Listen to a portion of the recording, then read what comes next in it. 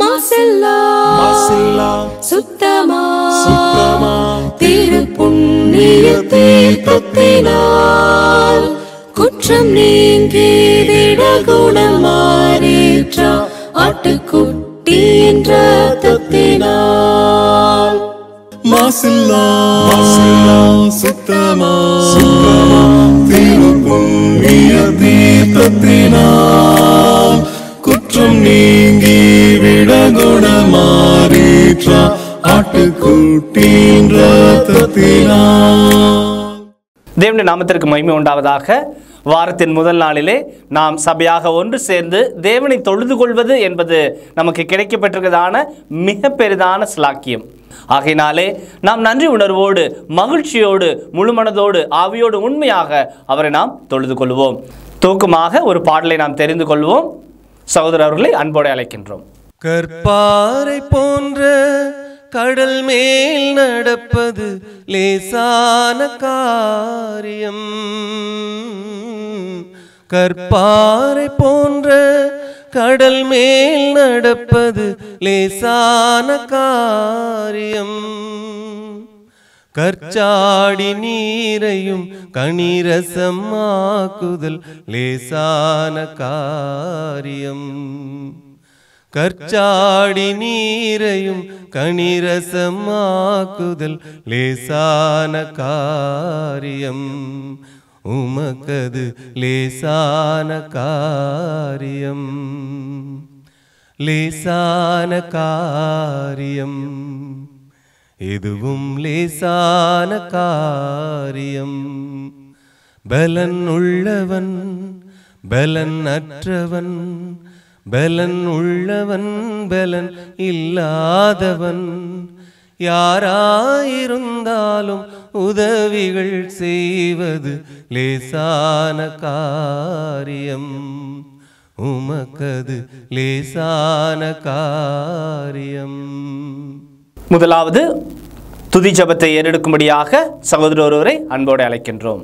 பரலோகத்தில் வாசமாக இருக்கிற எங்கள் நல்ல பிதாவே, இக்காலத்தில் எங்களை அற்புதமாக வழிநடத்தி கொண்டு வருகிறவரே, உம் கிருபையாலும் உம் இரக்கத்தாலும் நாங்கள் வாழ்கிறோம்.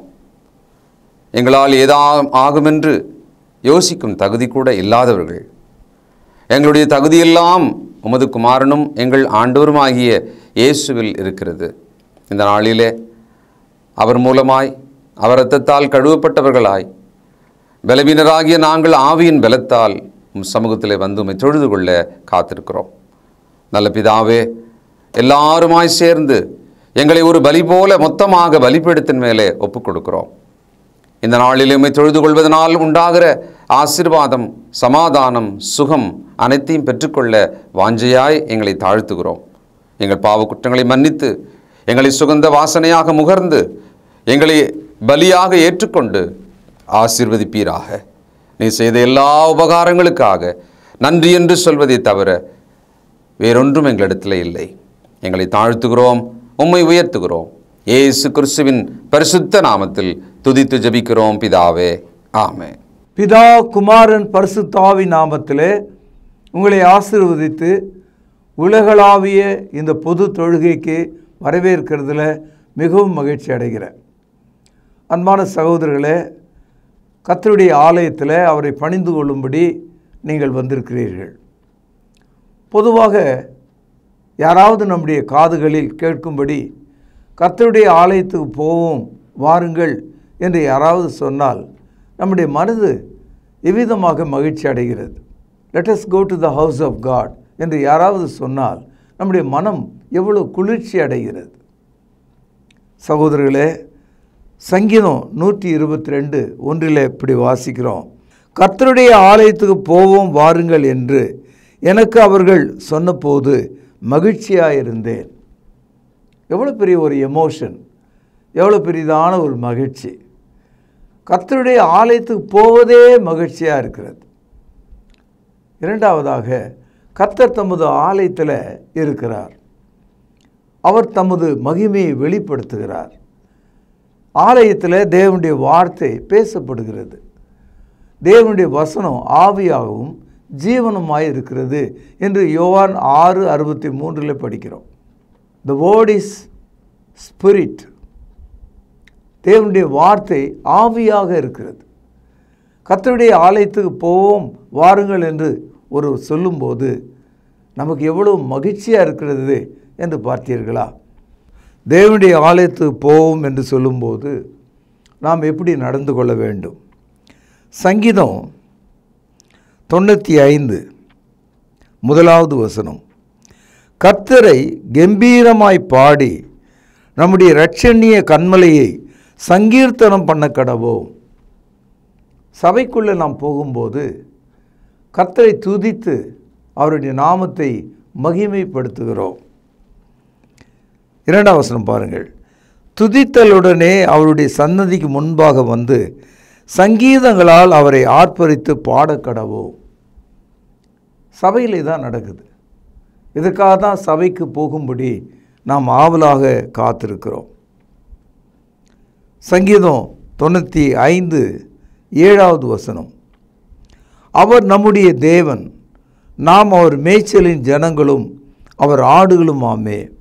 ஒரு மேய்ப்பனுக்கும் ஆட்டுக்கும் இடையில் எவ்வளோ அன்பான ஒரு உறவு இருக்கிறதோ அவ்விதமாக நமக்கும் தேவனுக்கும் இடையில் நாம் ஆடுகளாகவும் அவர் மேய்ப்பராகவும் இருக்கிறார்.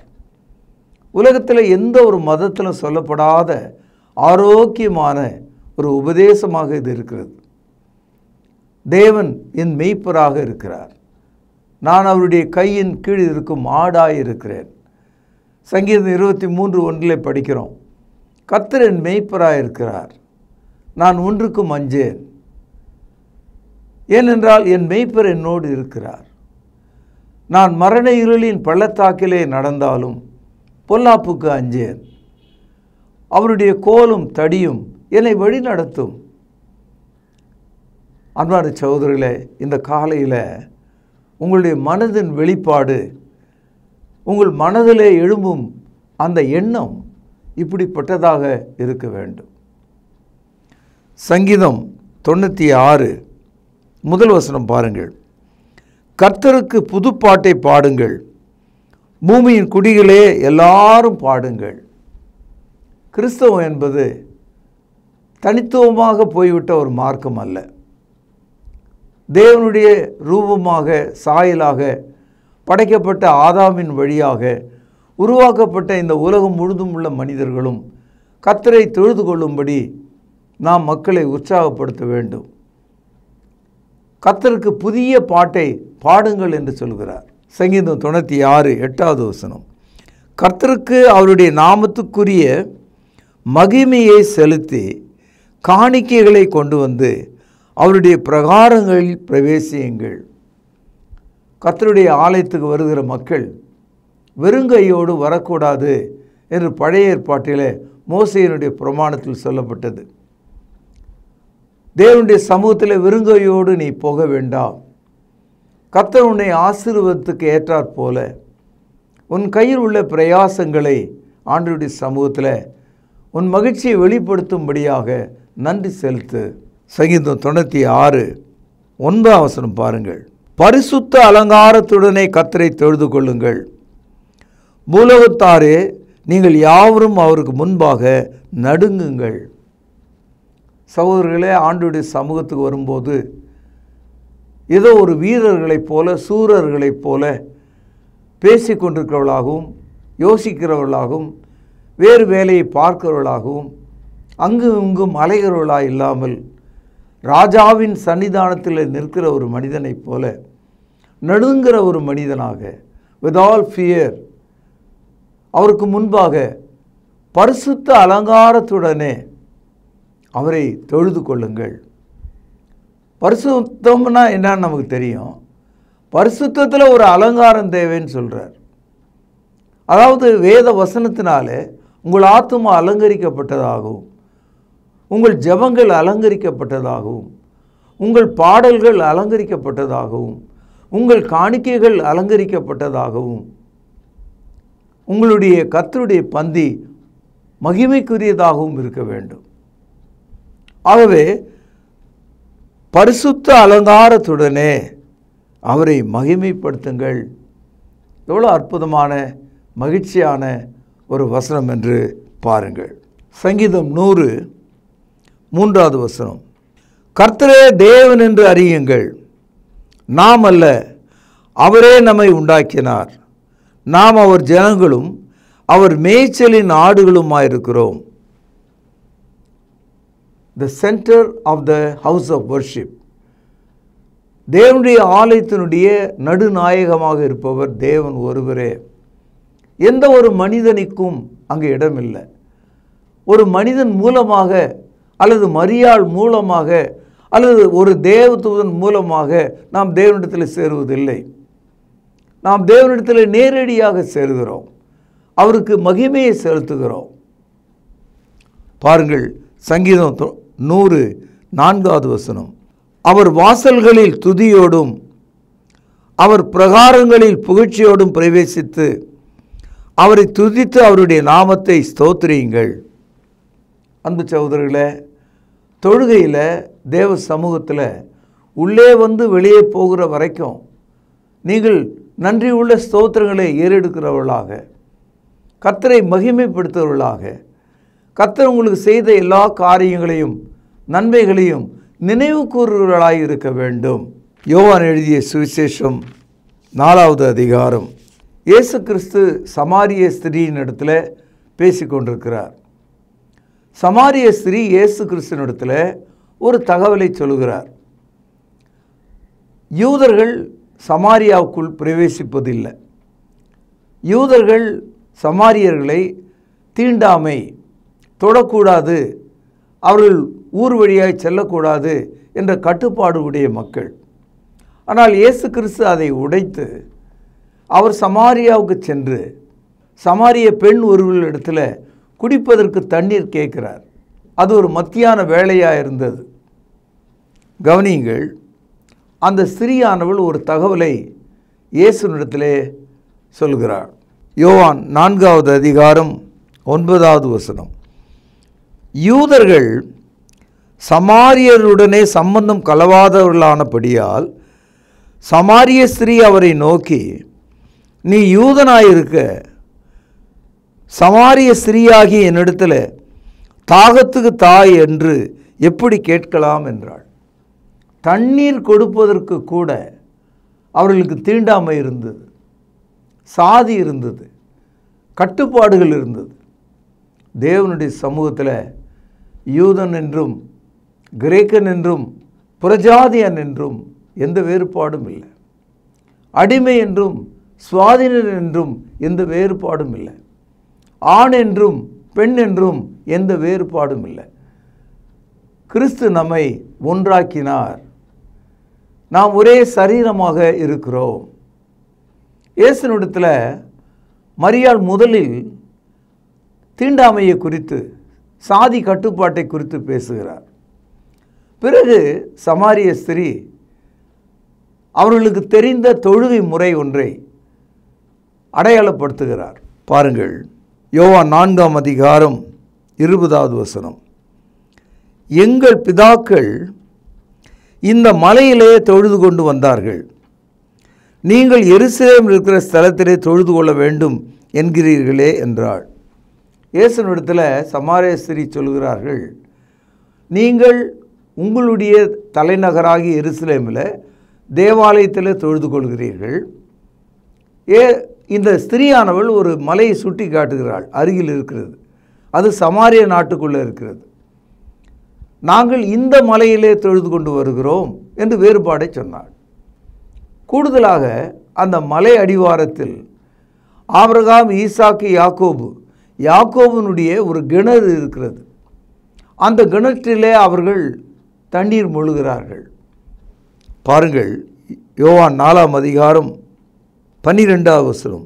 இந்த கிணற்றை எங்களுக்கு தந்த நம்முடைய பிதாவாகிய யாக்கோபை பார்க்கிலும் நீர் பெரியவரோ, அவரும் அவர் பிள்ளைகளும் அவர் மிருக ஜீவன்களும் இதிலே குடித்தது உண்டே என்றாள்.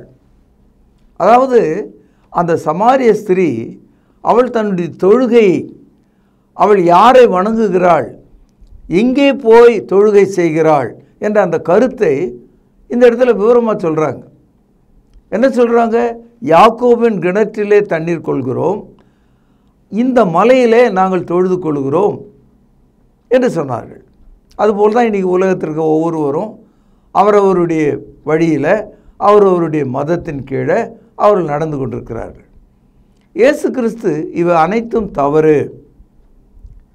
நீங்கள் தொழுது கொள்ள வேண்டிய இடம் வேறே. பாருங்கள், யோவான் 4:22 இயேசு என்ன சொல்கிறான்னு பாருங்கள்.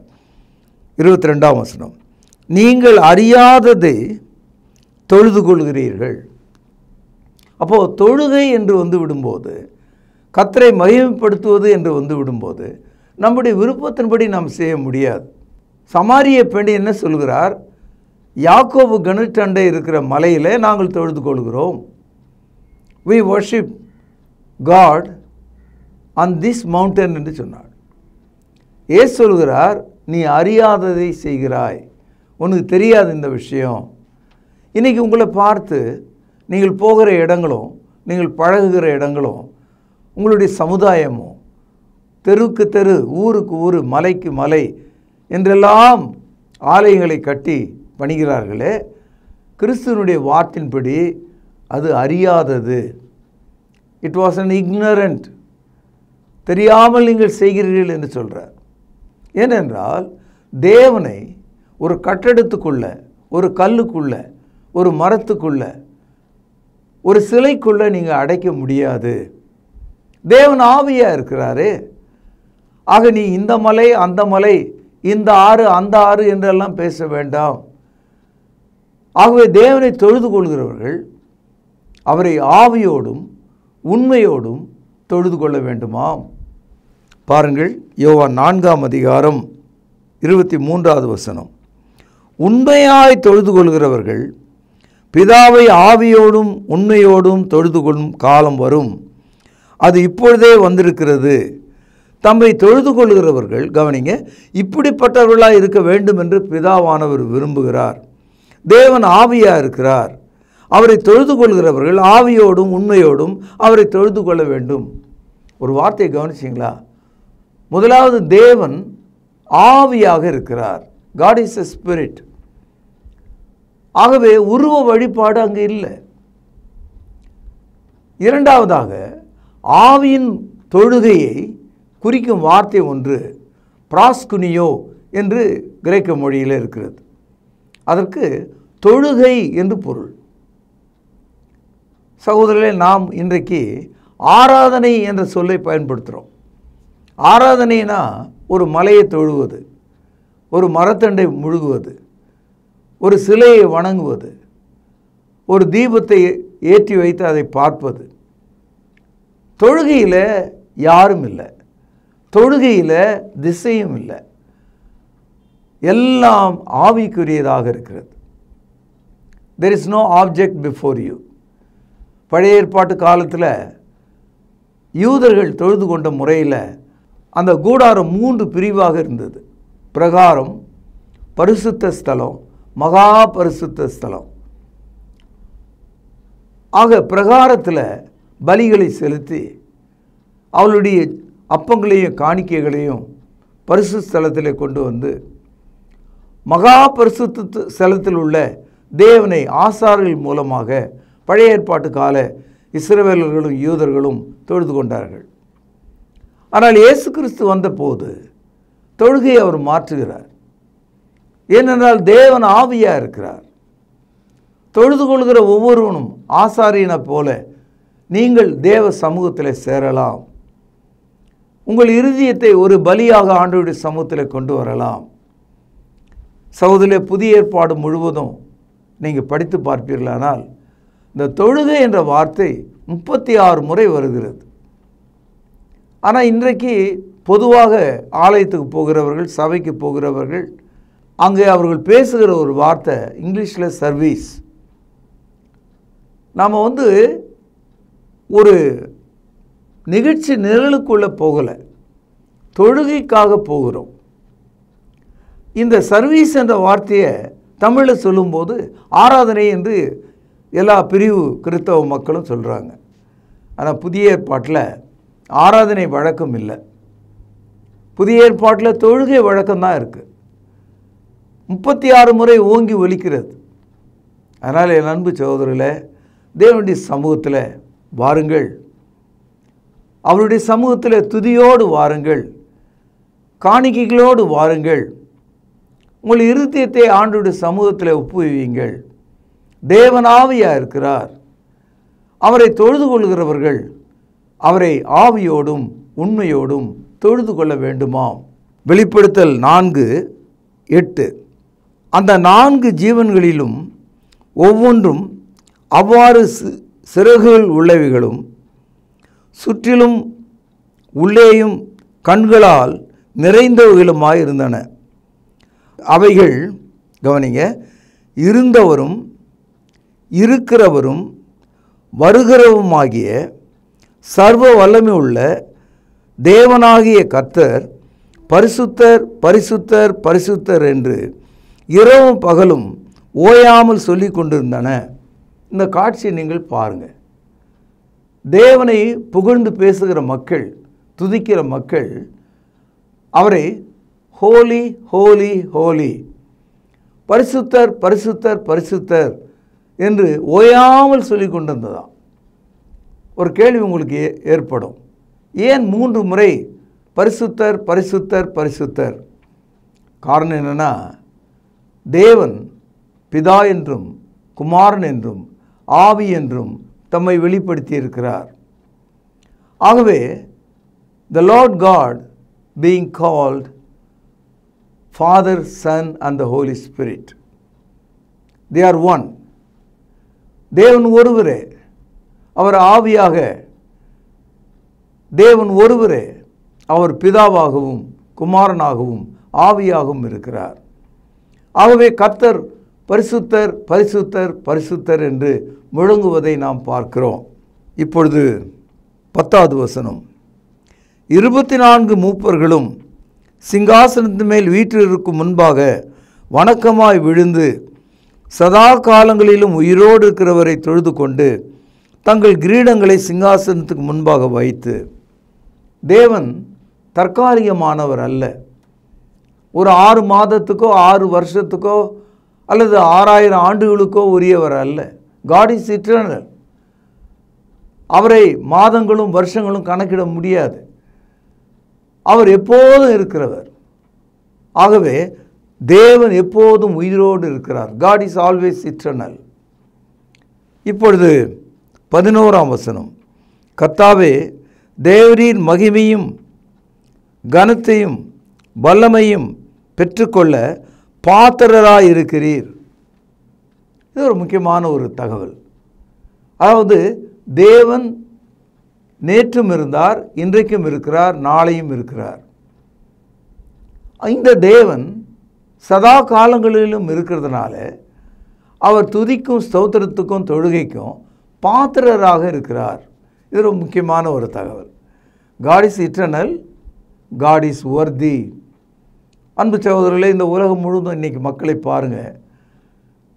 நேற்று இன்று நாளை என்று சொல்லக்கூடிய காலத்தை கடந்து நித்தியமாக இருக்கிற ஒரு தேவனை அறிந்து கொள்ளாமல், அவருக்கு மகிமை செலுத்த முன் வராமல், கல்லையும் மண்ணையும் விண்ணையும் காற்றையும் நெருப்பையும் வணங்குவதை பார்க்கிறோம்.